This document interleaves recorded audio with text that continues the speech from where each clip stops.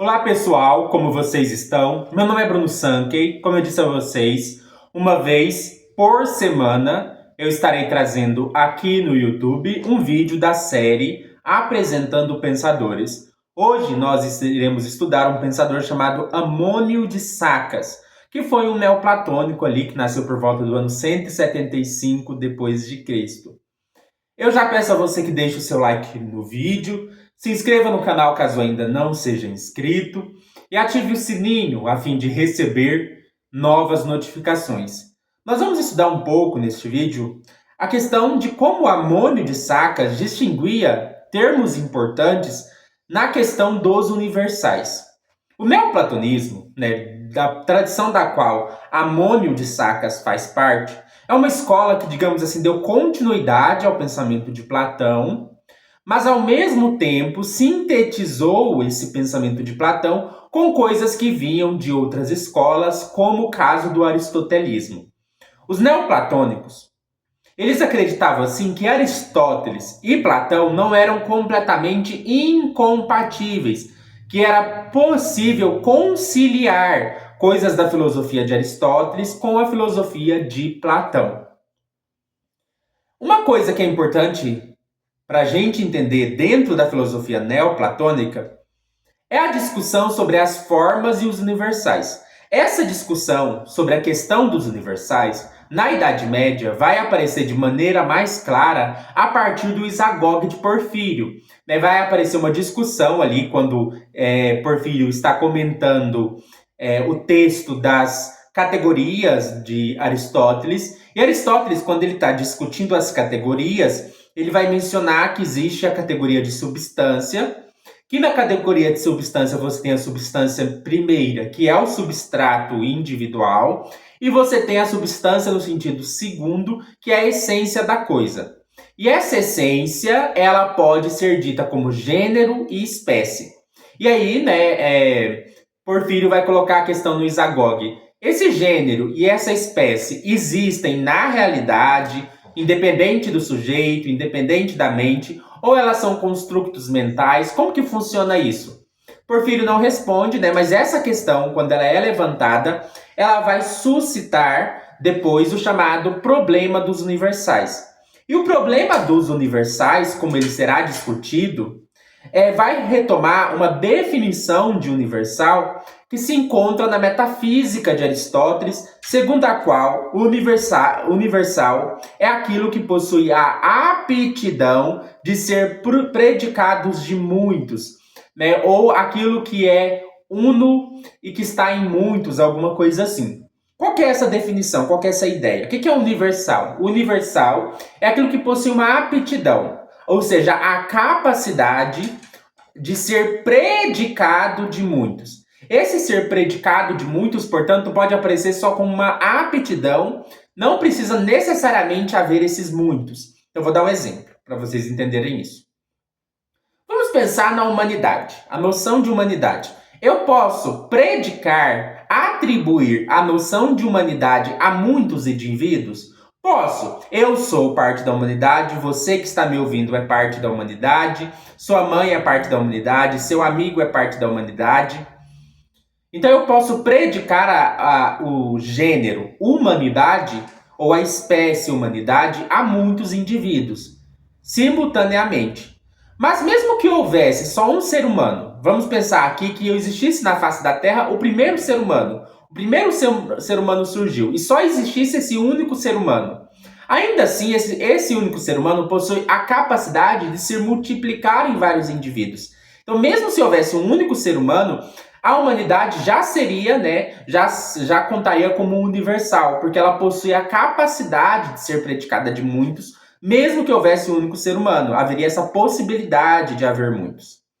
Quando se colocou a questão da discussão sobre os universais, um erro muito comum que aconteceu foi distinguir a posição aristotélica da posição platônica, como se a posição aristotélica fosse um realismo moderado sobre os universais e a posição platônica fosse um realismo exagerado sobre os universais.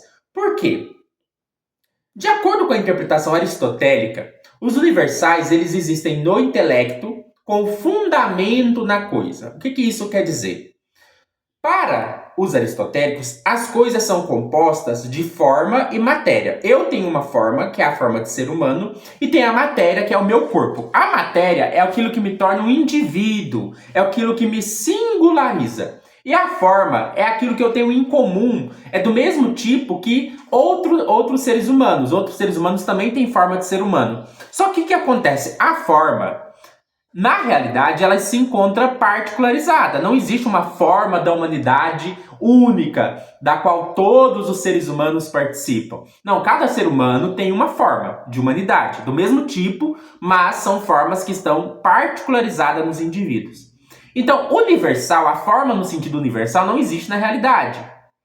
A forma no sentido universal existe só quando o intelecto, quando eu, por exemplo, Sankey, olho para um ser humano, e eu faço um processo de abstração. Eu separo aquilo que é particular daquilo que é universal. Então, por exemplo, uma pessoa ser loira é particular. Uma pessoa ser branca ou negra é particular. Agora, uma pessoa ser racional é universal. Todo ser humano é racional. Então, quando eu pego essas características universais, então eu consigo, por um processo de abstração, entender o que é o ser humano no sentido universal. Então eu já tenho aqui no meu intelecto um universal lógico, ou seja, um universal no meu intelecto. E eu sou capaz, então, de aplicar esse universal a diferentes indivíduos. Então, de acordo com a posição aristotélica, o universal, ele existe no intelecto, ou seja, é uma coisa que eu consigo abstrair da realidade, e aí eu aplico ele, atribuo ele a muitos indivíduos, mas ele tem um fundamento na coisa. Qual que é o fundamento do universal? O fato de que os seres humanos têm uma forma humana. Então, por mais que não exista o universal na realidade, porque as formas da realidade elas existem particularizadas em cada indivíduo, existe um fundamento na realidade para o universal. Essa posição, segundo a qual o universal existe no intelecto com fundamento na coisa, é a chamada posição aristotélica, que é a posição, por exemplo, do Tomás de Aquino. Essa posição, nós chamamos hoje de realismo moderado. Quando nós falamos que o universal só existe no intelecto sem fundamento na coisa, nós temos uma posição chamada de nominalismo. Quando nós dizemos que o universal existe na realidade por si mesmo, aí nós teríamos o chamado realismo extremado. E esse realismo extremado foi atribuído ao Platão. Porque o Platão, ele falava assim que existem as formas. Então algumas pessoas pensaram o seguinte: se existem as formas e elas existem como coisas separadas das coisas particulares, então essas formas são os universais. E diferente da posição moderada, esses universais, portanto, existem na realidade, mesmo antes da operação de abstração do intelecto. Essa foi a interpretação dada ao pensamento de Platão. Mas essa interpretação está errada, porque as formas platônicas não são universais. Então, formas platônicas não são os universais. Porque as formas platônicas, na verdade, elas não são nem particulares nem universais. As formas platônicas não são indivíduos particulares. Uma forma platônica não é um particular, não é um indivíduo particular, não é um objeto abstrato particular. Porque se a forma platônica fosse um particular, ela teria, que participar em alguma outra forma, para que ela pudesse ser o que ela é. Então vou dar aqui um exemplo para vocês pensarem. Eu tenho várias coisas que são belas, Eu sou belo, uma obra de arte é bela, uma árvore é bela, essa árvore de Natal é bela. Existe a beleza. A beleza é a forma na qual todas as coisas belas participam. Se a beleza fosse um indivíduo, nós poderíamos perguntar: a beleza é bela? A beleza tem a propriedade de ser bela? Essa pergunta não faz sentido, porque a beleza não é uma coisa. A beleza é aquilo na qual todas as coisas belas participam. Se a beleza ela mesma fosse uma coisa, ela teria que participar em algo para ser o que ela é. Então, digamos assim que, primeiro, as formas platônicas não são particulares. Mas as formas platônicas também não são os universais. Por que não são os universais? O que eu falei que é universal? O universal é uma coisa abstrata que inclui só as características essenciais da coisa. Então, vamos pensar aqui. O universal ser humano. O universal ser humano inclui o fato de que eu sou loiro? Eu não sou loiro, né? Mas inclui o fato de que alguém é loiro, tem olho azul, cabelo castanho, ou pele negra, ou pele branca? Não. O universal é abstrato. Ele só inclui as características compartilhadas por todos os indivíduos daquele gênero. A forma platônica não é assim. A forma platônica, ela contém toda a virtude dos particulares. O que isso quer dizer? Vamos imaginar uma árvore. Para que exista uma árvore, essa árvore tem que ter vindo de uma semente. Mas para que essa semente dê origem à árvore, essa semente precisa conter o princípio de todas as coisas dessa árvore. Então, se eu pego uma semente e ela vai dar origem a uma árvore, essa semente precisa ser capaz de dar conta da cor dessa árvore, do tipo de fruto dessa árvore. Então, a semente, mesmo que a semente, óbvio, não tem uma laranja dentro da semente, por exemplo, né, da árvore de laranja. No entanto, a semente contém o princípio. Então, esse princípio nós chamamos de virtude, né, um princípio para gerar aquilo. As formas contêm a virtude para gerar tudo que delas participam. Então, a forma de árvore contém a virtude para gerar árvores de laranja, árvores de pera, árvores de maçã. Então, a forma não é um abstrato, a forma é como uma semente que contém o princípio de todas as coisas. Então, as formas não são os universais, né? As formas são como uma semente que dá origem a todas as coisas. Inclusive, na filosofia platônica, as formas são o fundamento das coisas. Ela é o fundamento da identidade na diferença, na multiplicidade, havendo identidade, né? Ou seja, existem várias árvores. O que explica que todas essas árvores são árvore? O fato de que elas participam na forma de árvore. O que justifica que todas as coisas belas são belas? Porque elas participam na forma do belo. Então, existe uma unidade na diferença, por mais que estão diferentes árvores, elas têm uma unidade formal, uma unidade no fato de que elas participam de uma mesma forma. Então, as formas platônicas, elas não são aquilo que explica como uma coisa pode ser predicada de muitos. Na verdade, as formas platônicas é o que explica a unidade na diferença. É claro, só havendo unidade na diferença é que pode haver predicação múltipla, né? Que uma coisa pode ser predicada de muitos. Mas perceba qual que é o fundamento? Para que haja a possibilidade de que haja uma predicação de muitos, é preciso que haja, na realidade, uma unidade na diferença. Ou seja, para que eu seja capaz de, por um processo de abstração, formar o universal no meu intelecto e predicar esse universal de muitos, é necessário que, na realidade, esses muitos formem uma unidade. Então, essa unidade só é possível porque existe a forma. Então, perceba que são graus de explicação. Então, para os neoplatônicos, para os platônicos, eles vão concordar. O universal não existe na realidade. O universal existe no intelecto. Porque as formas não são os universais. O universal, no sentido daquilo que pode ser, daquilo que tem a aptidão de ser predicado de muito, só existe no intelecto. O que existe na realidade são as formas. Mas as formas, primeiro, elas não são universais abstratos, elas contêm a virtude de todas as coisas que nelas participam. Elas não são entes particulares existindo no mundo. E, portanto, essa interpretação de que os platônicos e neoplatônicos adotavam um realismo exagerado, como se o universal existisse na realidade separado dos particulares, ela é falsa. Até essa ideia de separado dos particulares é falsa. Porque, na verdade, assim como os vários galhos de uma árvore participam na mesma semente que deu origem a essa árvore, assim também todos os particulares participam na forma que lhes dá origem. A forma é, portanto, digamos assim, algo que está conectado com os particulares, porque os particulares participam nas formas. Tanto é que a gente sabe que aquela interpretação de que Platão teria separado o mundo das ideias de um lado e o mundo sensível de outro é falsa. Platão nunca separou mundo sensível de mundo inteligível. Se vocês verem em algum lugar alguém falando que Platão distinguia entre mundo sensível e mundo inteligível, essa pessoa está equivocada. Não existem dois mundos para Platão. Existe um mundo só. E o que acontece? É como se as formas fossem a semente que dá origem às coisas. As formas também são causas das coisas. Assim como a semente é uma causa da árvore, as formas são causas das coisas particulares. E por que eu trouxe toda essa discussão? Porque Amônio de Sacas, antes mesmo da discussão sobre os universais ganhar todo esse corpo, ele já havia feito distinções importantes para que a gente não confunda formas com universais. Então, Amônio de Sacas distinguia 4 coisas. Então, tem 4 coisas que são distintas para a gente não confundir. Uma coisa são os universais, outra coisa são as entidades comuns, outra coisa é o gênero e outra coisa é a forma.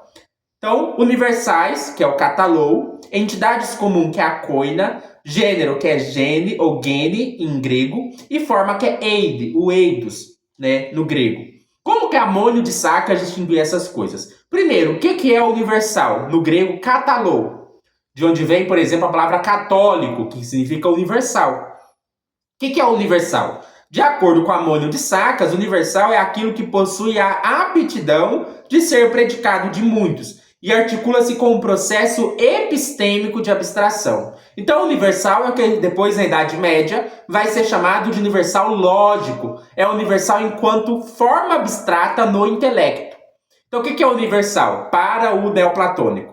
Universal é quando eu, Sankey, por exemplo, olho para uma árvore e eu, então, consigo saber que essa árvore, que aqui é uma árvore fake, né? Mas se fosse um pinheiro, esse pinheiro, essa árvore específica aqui, eu consigo saber que ela é uma árvore. Eu consigo abstrair as características particulares, né? Então, aqui, sei lá, as folhas são verdes, essa árvore tem bolinhas, não sei. Essa árvore tem um formato meio cônico. E aí eu consigo tirar essas características e focar só com o universal, aquilo que é compartilhado por todas as árvores. Por exemplo, essa árvore tem um caule. Quando eu faço isso, eu consigo construir no meu intelecto uma forma universal de árvore. E esse universal do meu intelecto, eu sou capaz de predicar eles às várias árvores. Então, universal para um neoplatônico, ele existe no intelecto. Portanto, os platônicos também são realistas moderados. Outra questão, segunda coisa para a gente distinguir, não achar que isso é universal. As entidades comuns, ou koina, que é a característica ou essências compartilhadas entre diferentes particulares. Na realidade, as coisas têm uma natureza. E nós podemos então dizer que as coisas compartilham uma natureza comum, compartilham características comuns. Essas características comuns compartilhadas pelas coisas é a sua natureza, é sua entidade comum. A gente poderia usar o termo grego também physis para falar da natureza das coisas. Existe em mim, Sankey, imanente a mim, uma natureza humana. Existe imanente a essa árvore uma natureza de árvore. Então a natureza existindo nas coisas, a gente vai chamar de koina. Então não é universal, porque a natureza existe nas coisas de forma particularizada. Então, eu, Sankey, tenho a minha natureza humana, você tem aí a sua natureza humana. É do mesmo tipo? Mas a gente não está compartilhando uma natureza humana abstrata, né? A gente está compartilhando, em mim existe uma natureza humana, em você existe outra natureza humana, do mesmo tipo, mas distinta. Cada ser humano é um ser humano, né? Não é todos os seres humanos é um único humano, não, cada ser humano é um ser humano. Outro conceito importante para a gente distinguir é o conceito de gênero, né, que o Amônio de Sacas vai chamar de gene no grego, né? O que é o gênero? É um grupo de espécies que compartilham propriedades essenciais. Trata-se mais da questão da taxonomia. Então eu consigo classificar os seres, as espécies, em grupos. Vamos pensar que essa classificação é hierárquica. Em que sentido? Vamos pensar assim, eu, Sankey, sou o quê? Eu sou um ser humano. Então eu tenho a espécie humana, eu consigo classificar eu, você e todos os seres humanos numa categoria que eu vou chamar de espécie humana. A espécie humana, por sua vez, faz parte de um conjunto que tem várias outras espécies, né? Que é o gênero dos mamíferos. Então meu cachorro é um mamífero, a vaca é um mamífero, e todos esses mamíferos então fazem parte dessa classificação taxonômica que é os mamíferos. Os mamíferos, por sua vez, fazem parte de um gênero maior, que é o reino animal. O reino animal, por sua vez, faz parte de um gênero maior, que é o reino dos seres vivos. Então perceba, é como se fosse um círculo dentro de outro círculo. Essa questão de classificar, né, dentro de categorias taxonômicas, os diferentes indivíduos e espécies, nós chamamos, né, o Ammônio de Sacas vai chamar de gênero. Então, o gênero não deve ser confundido nem com o universal no intelecto. É próximo, na verdade, é bem próximo o gênero do universal no intelecto. Nós poderíamos até pensar o gênero como uma das formas de pensar o universal, mas a gente tem que fazer uma distinção entre esse gênero, nesse sentido, né, do universal enquanto categoria abstrata no intelecto e também das entidades comuns.